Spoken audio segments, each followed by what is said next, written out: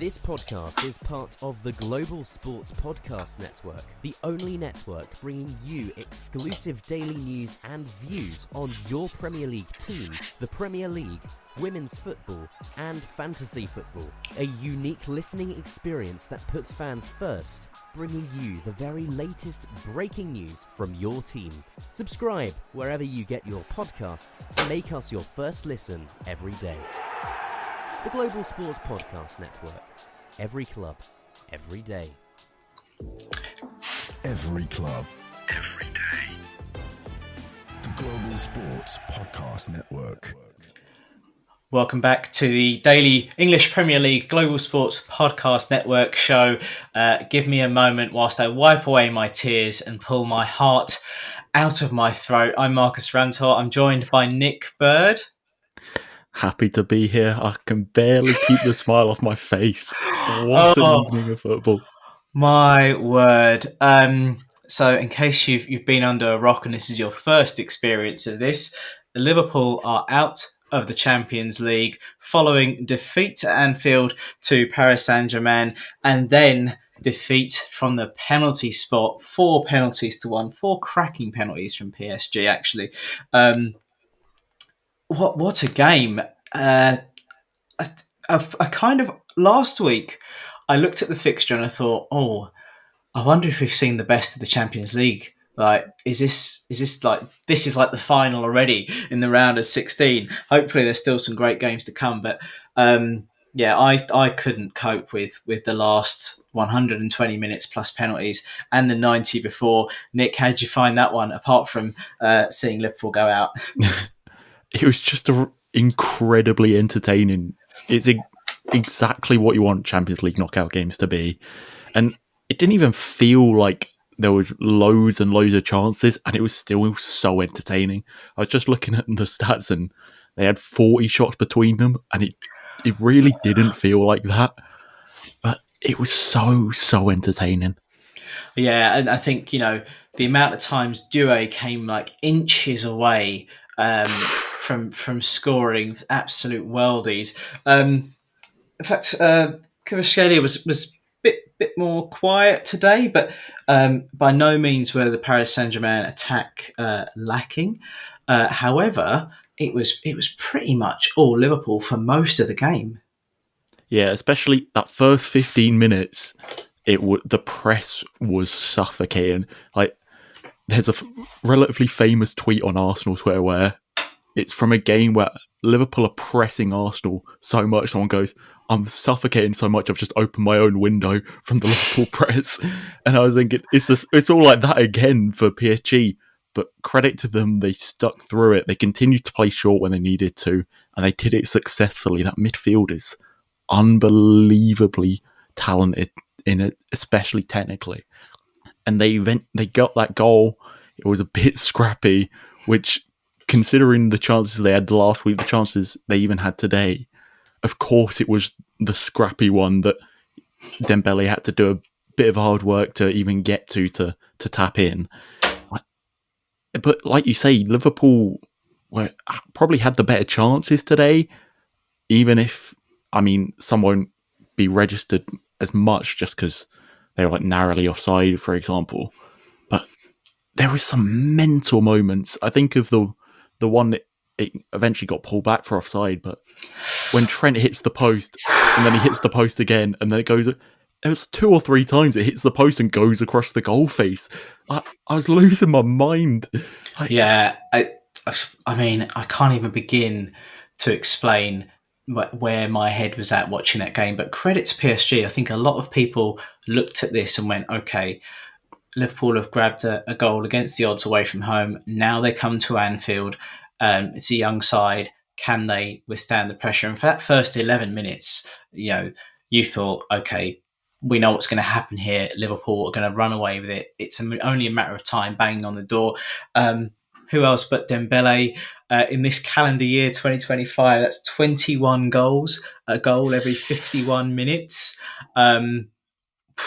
Yeah, but you've got to take your chances. And I think it wouldn't go in for Liverpool today. It almost wouldn't go. Well, it wouldn't go in for PSG last week. It wouldn't go in for Liverpool today. You almost got repeat games just slightly flipped.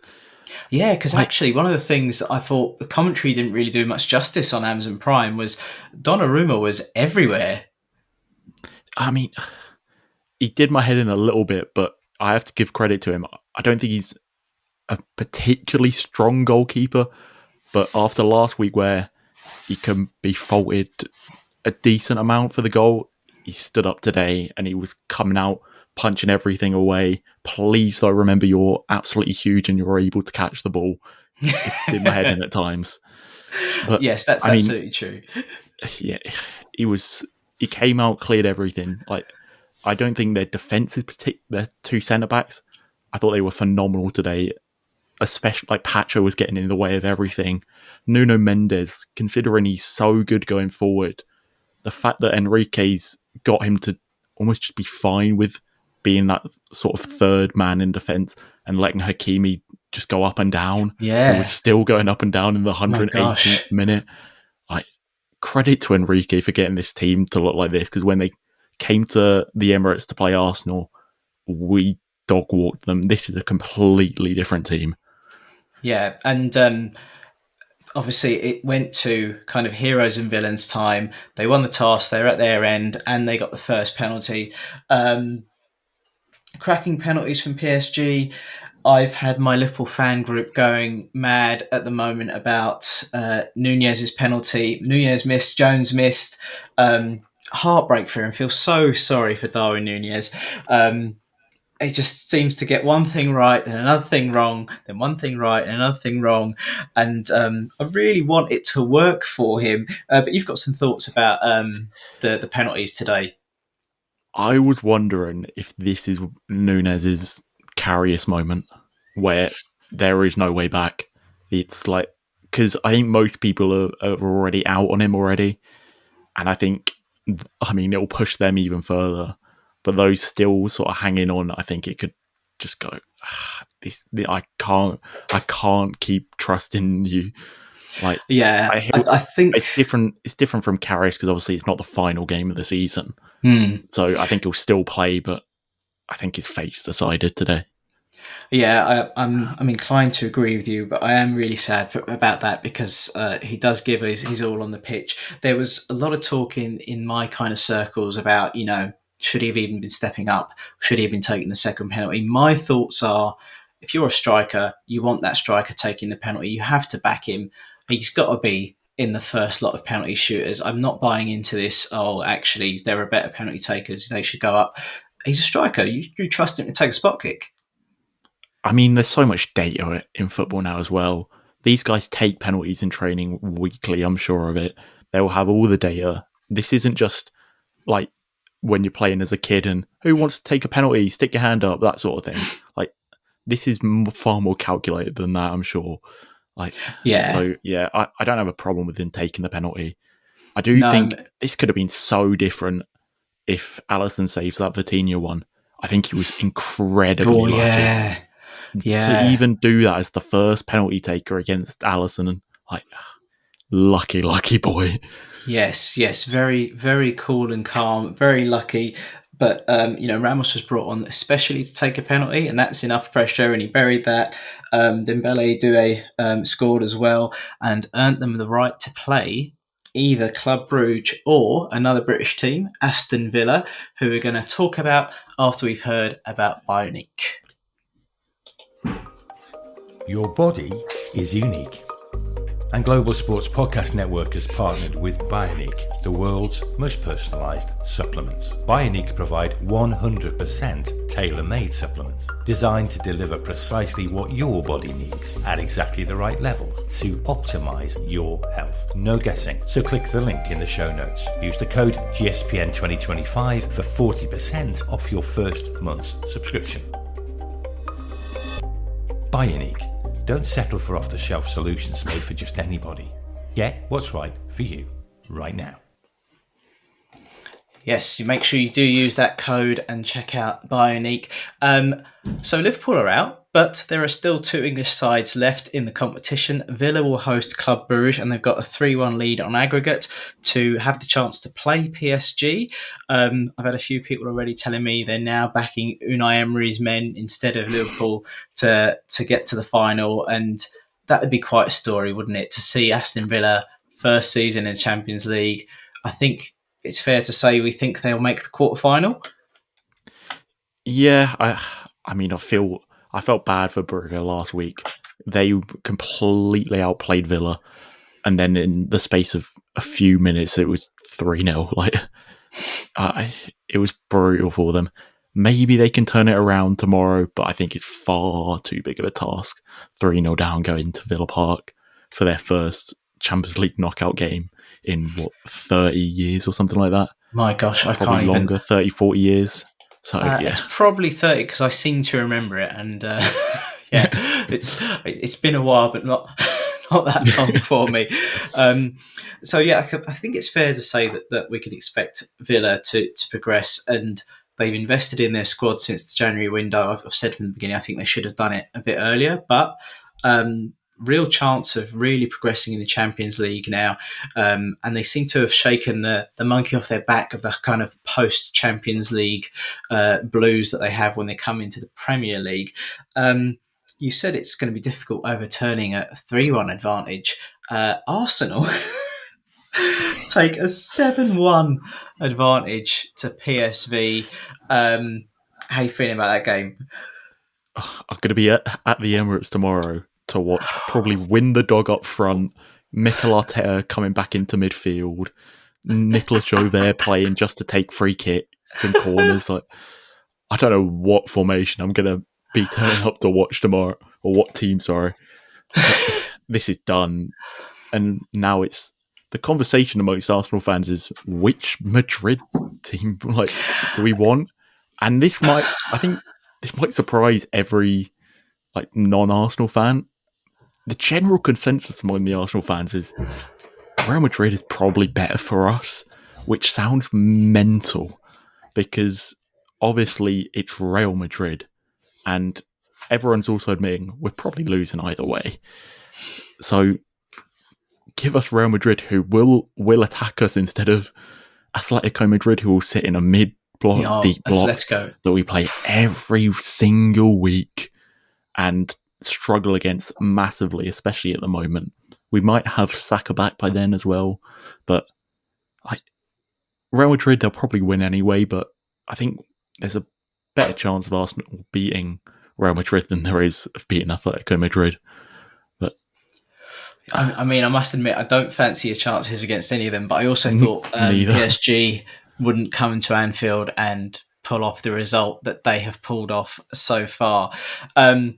So we're getting into the really exciting parts of the Champions League, the knockout stages. We've seen some cracking games. I'm still trying to recover from what I've just seen. Arsenal face the prospect of either Real or Atletico. We're probably going to see Villa in the quarterfinals. It's probably time to think about, actually, apart from Real Madrid, because we always expect Real Madrid to be there and thereabouts in the Champions League, who is going to lift that coveted trophy by the end of the season? And you can't say Real Madrid. Barcelona looked unbelievable in the early kickoff today. Yamal scored a goal which was so nonchalant, it was disrespectful. But then look at Inter Milan. I briefly watched the highlights today. Thuram scored a really nice goal. I think they might have only conceded one goal from open play still. They conceded a penalty today. They're such they're a dark horse, but they don't feel like they should be a dark horse. They should be spoken about a bit more. I don't think they're necessarily. Game. Yeah, they'll play Bayern Munich in the quarterfinal. I mean, Bayern looked really good in their tie, but at the same time, I think Xabi Alonso sort of lost it in the first leg. He played he started Kovar in goal instead of Hradecky. I think he lost that for himself, and they lost Wirtz. But yeah, I've just got a bit of a soft spot for Inter. I'd like to see them go and do it, but I don't think their team is as strong as maybe last year. But yeah, I'm looking at Barca and Inter from that side, and then Real Madrid and PSG, I'd expect to be the other semi-final.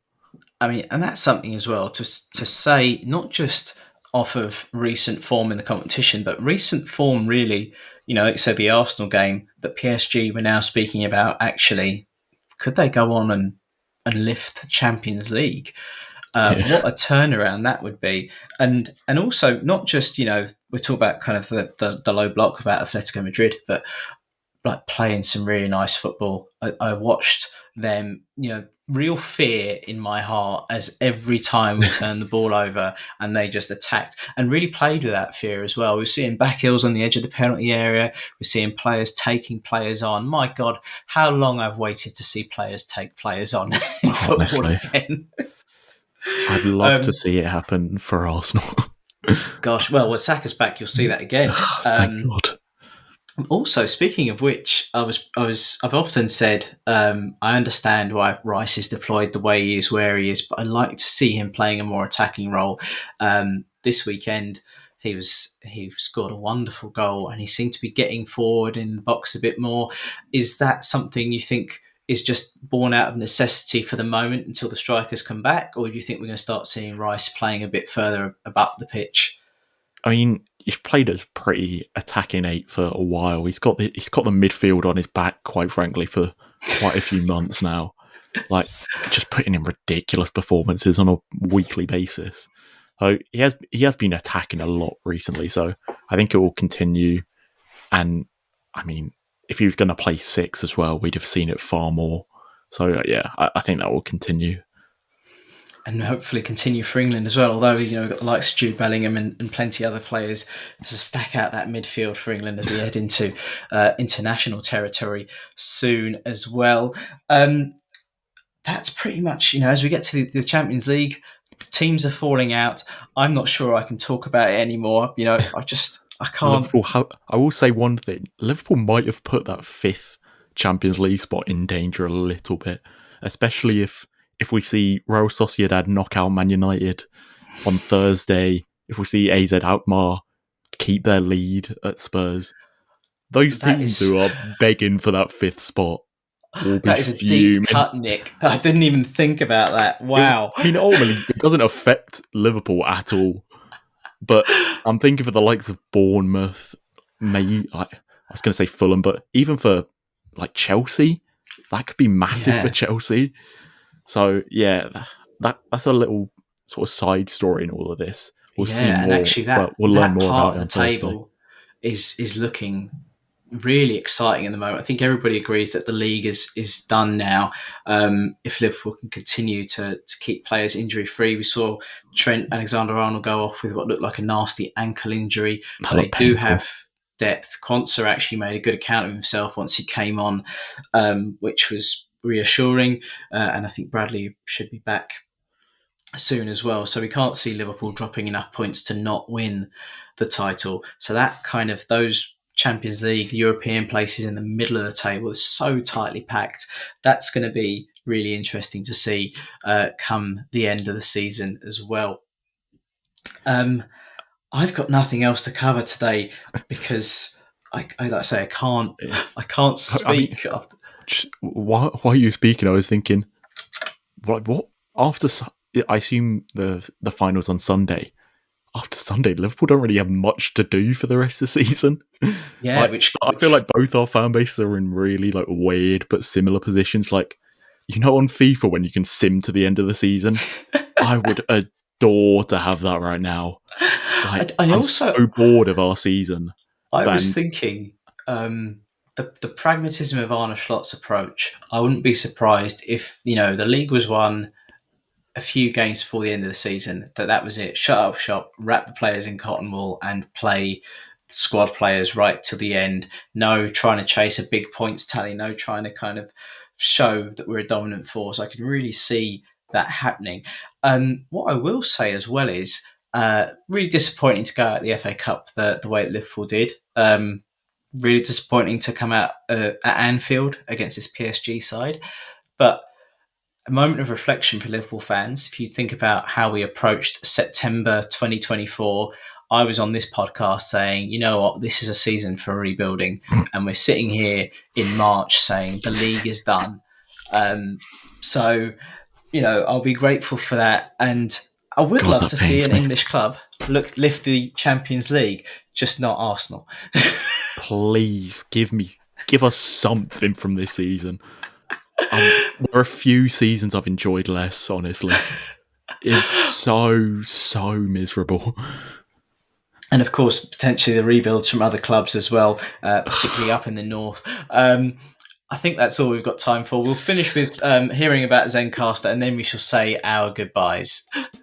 Here at the Global Sports Podcast Network, we spent a lot of time selecting our delivery platform. Zencastr came out as the clear winner. With 4K video recording from your phone, AI editing that automatically removes all those ums and ahs, it's super easy to start a podcast that sounds great and is delivered efficiently. If you're ready to tell your story, check out the link in the description to learn more about Zencastr. Well, enjoy the rest of the UEFA Champions League fixtures today. Liverpool are out. English hopes hang on Aston Villa and Arsenal, who are playing tonight and will probably progress to the quarter-final. I've been Marcus. Thank you to Nick. It's been great to join you. And you've been listening to the Global Sports Podcast Network.